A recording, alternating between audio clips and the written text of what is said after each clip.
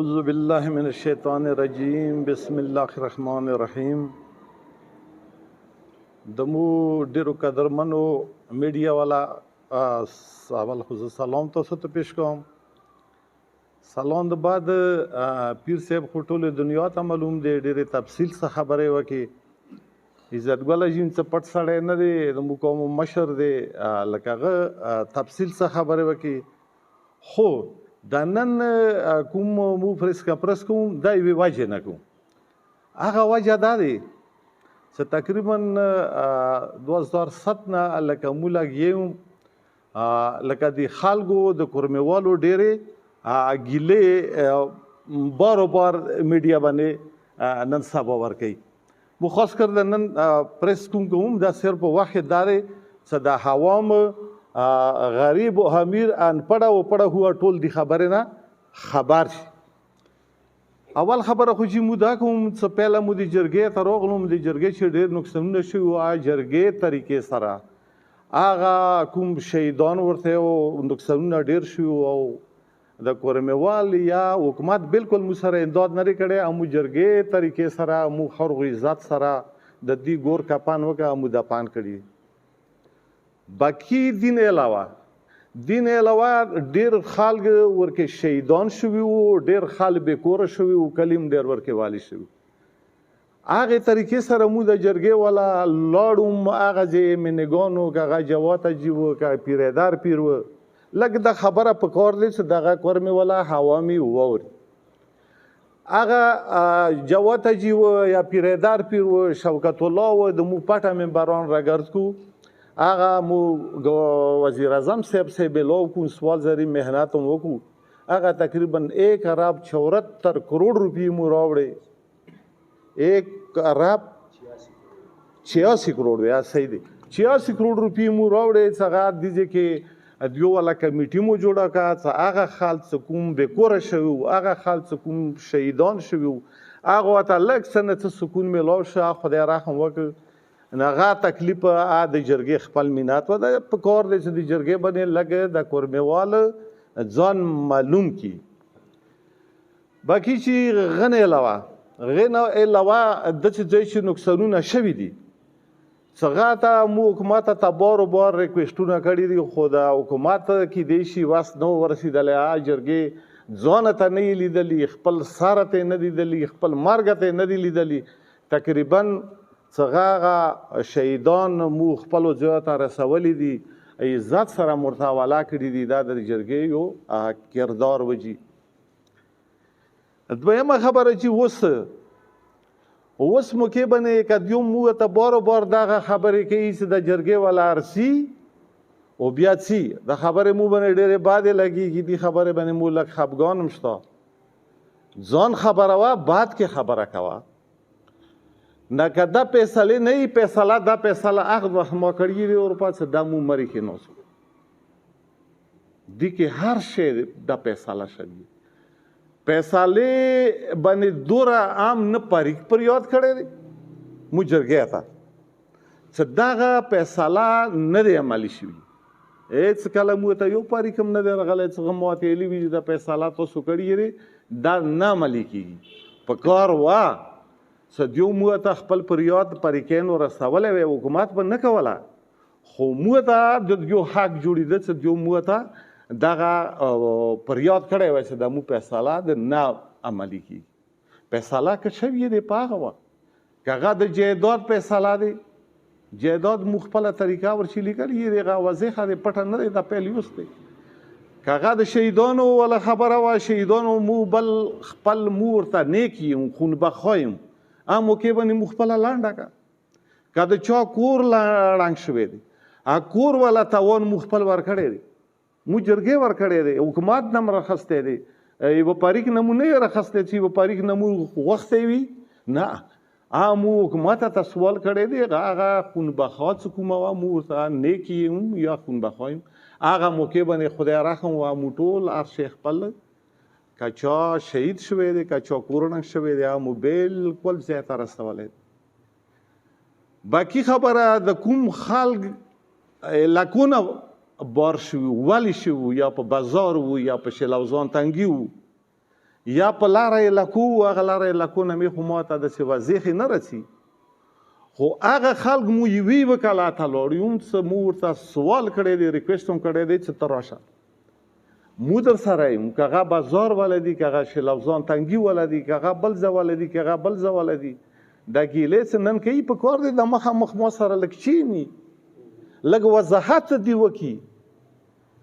لږ مو ته متې څه خبره وښیي چې ما باندې دا تکلیف دی دغه ځای ته زه رسولی نه یم دا یوې کور پتې جنګ نه ونسه پېښور پورې دا کورونه دا مو را جمع کړي دي بلکې یوه خبره مو بل هم کړې دي چې کله هغه پیسې مو راوړې که د چا کور ړنګ و نو هغه مو لغونې مظلوم ګڼلو د یوه کور پیسې خاص کر منګالو خبره درته کوم چې هغه یوه کور به د درو کورو پیسې مو ورته والا کړي هغه باوجود دی مو راوستلي دي ګورنر کاټه شمجان سره دې راکړي دي خو بیا څه پیسې خستې دي بیا مې په سترګو نه یې لیدلي 2-3 څلور رسیدې بار دا خبره کوي چې مو آباد انده چې بازار والا خبرو سه مو دا خبره کړي اوس چې را به شوندي خبره ده پیسالو خبرې دا کوم څه کله بیا مو دا دویم جنګ کې راغلو دي کې مو درو ځلو خالو چې دي چې مو سره ډېر معتبر خلک هم وو هغه چې سیډ ګوهر موجود و عتیق موجود و شنواز نمیږي د یو ګروپ یا د یو علماو مشر دی مو سره موجود و دي درو ځلو مو کونه وکړ بلکې کونه هم دي طریقې سره وکړ لکه پیر صاحب خبره وکړه باقاعده مو مطلې مرچې خپله حلېږي کیدای شي دوره ډېرې خبرې یا وشي یا ونه شي خو خیر تاسو بیا خپله بهتر خلک یې تاسو ته او د هوا ماته که په دغه نه ورکو په کار دی دا شیر شي څمونه لږه دا هوا موجود و هغه د بعد څه مو راغلی وو که چا ویلیشن کړی دی مو دغ پیل شي لیکلی دی دا که چا هم کړی دی مو خپله جرمنه ورته منصب کړي دي خو هغه موقع دی پریکې نمونه نه یې راکړي چې هغه جرمنه مو ورته وورو حکومت دی باندې اکشن وکړي واریږي به لکه څرنګه عزتګله جي صاحب خبره وکړه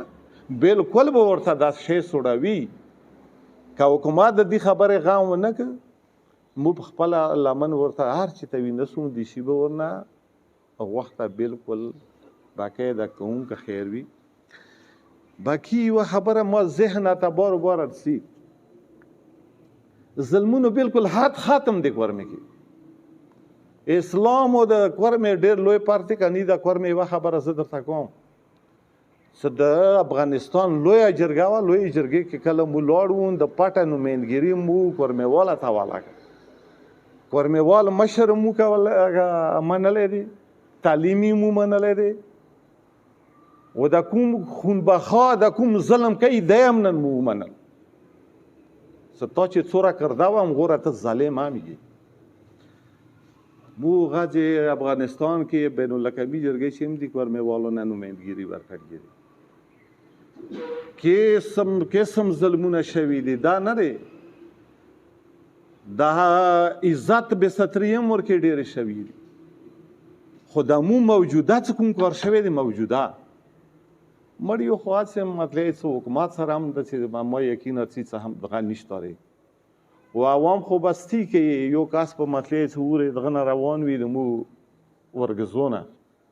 هغه د خوار کلي والا یا د سادې مړی یا دغه غمچیچی یا د غور کور خرابېدی هغه بې څه کوي هغه په خپله معتبري ورباندې کوي یا ته د بازار نه به روان شي بلیشخیل ته لیرې ته د بلیشخیل غریبانه یا د بلیشخیل ښځې وړکي څه کوي چې دار په دار بستار انده چې پیواړو د غیدو والا خبره انده چې د کونځلیزه او د مګبالو والا خبره د بونډري والا خلکو په کتن کورمېوال سړی نه دی خفه شوی د منظور غولی جوړ کړی دی هغو خلکو نه څه ډېر غریب دی بېواسه خال دی خو مو یو قسم د ګرنډ جرګې طرف نه سوال کوم چې دا غریب خلک د کوم مطلب څه ذلیل کو یتیمان کو بېکورت کو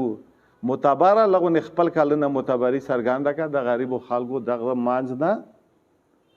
لږ څنډه که د خوار کلي به څه واس وي د بلیچخیله به څه واس وي یا د ګیدو څه واس وي یا به نزگیر پیوارد سواس وي یا د کنځلي زید سواس وي یا به د مقبل سواس وي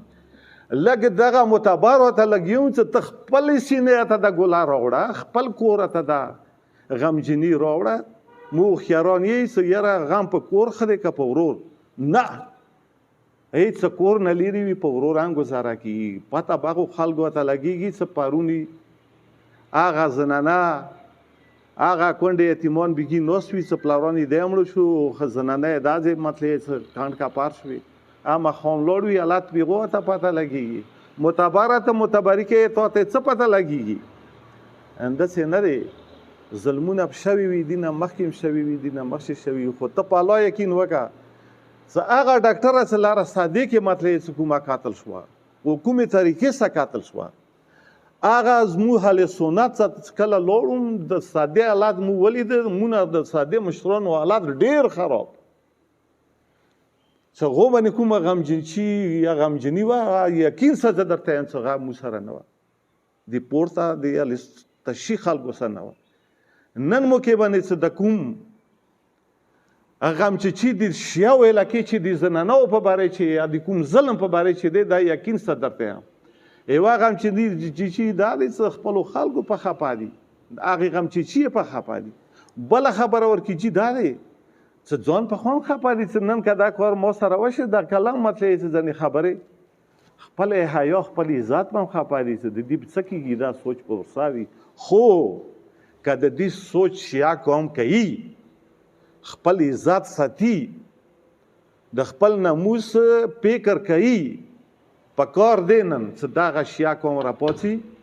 حکومت لرې که نن به بګا برګډیر شهزاد به نن بل راغلی دی هغه کور څه کړي خپله فارمیلټي پوره کړي کمانډر پایرو بل و نن بل راغلی دی څه به کوي خو د کورمه خو د شیا سني تا دی نن د مجرم د دشارګر د بدماش نه خط شیا نن ته وکړه که سني چې وي سني تی وکړه کورمه خو دا بټې سبسران راغلي دي څو ورځې تېرې کړي څه خپل کار به کوي د کورمې باندې فکر وکړه د کورمې یو مثال و د کورمې یو تعلیم و د کورمې یو کاروبار و د کورمې یوه خاوره وه د کورمې مدنیات و لکه څنګه عزت ګله جي خبر و نن موقع باندې شیا سني د کشر ته ځان پوه کړه که ته سني چې غلطي کوې دا د تا خپل نسل صد کوې خپل بال بچ صد کوې که سني ته کوې هېڅ کله نه بچې که ته لیارې به دې ډاډا وې کته نه هم ډاډا نه شي لیار د حکومت دی باندې په پاکستان کې ګډوډ پیښ شي دی باندې په دنیا کې ګډوډ پیښ شي دا د حکومت والا خبره دی د روډ والا خبره بار بار اهل سنت وروره دا ته وګونه او بس دا مکوه اهل تشی تو تزیم چې د نن د کوم ظلم کړی دی د دې ظلم تخپل را پاتہ واخر دعوانا والحمد لله رب العالمین کا تاسو څه خبره وي متکوي